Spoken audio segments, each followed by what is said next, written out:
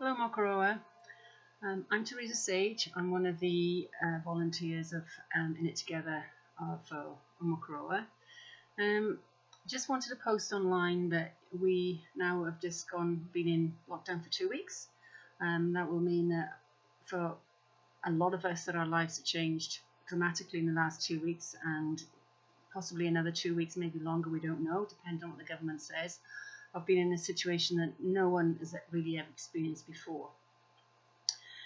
Part of my role is here in the community is that I've got my own practice as a counsellor, and also I'm the chair of the Omokoroa Community Board. So my Omokoroa is really important to me, and Omokoroa's well-being. So what I'm wanting to say is that I know that there's lots of information out there and about keeping well and what we need to do in lockdown. So what I'd like to do is just post something each week, just to see just so we know where we're going and what we're needing to do. It's really important when we're all in the situation together is to keep ourselves safe and keep ourselves well. So some of those things we can do is actually make sure that we've got a routine.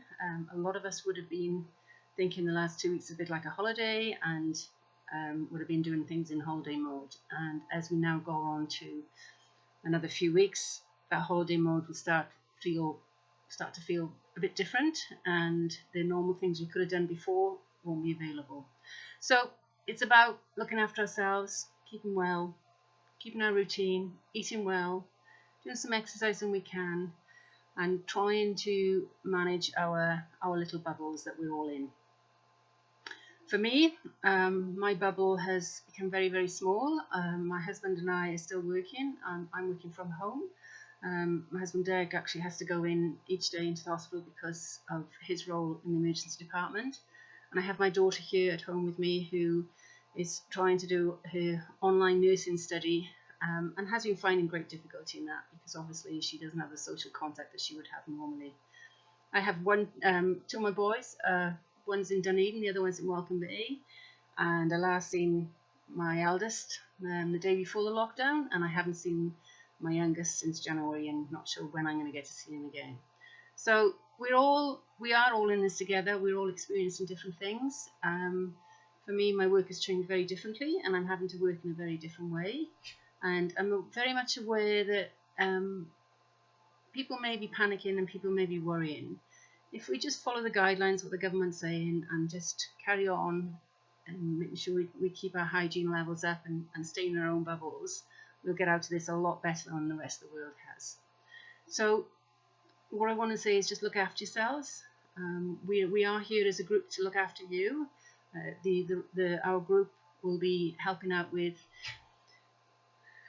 support in regards to phone calls and seeing how people go in and looking out for who needs shopping, and we're going to be doing this in a very safe and way that we don't actually have that contact with other people physically.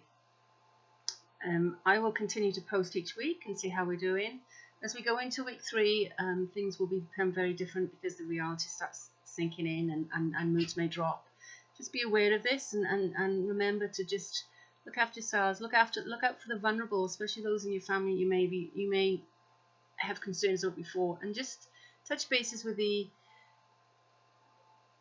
what's out there.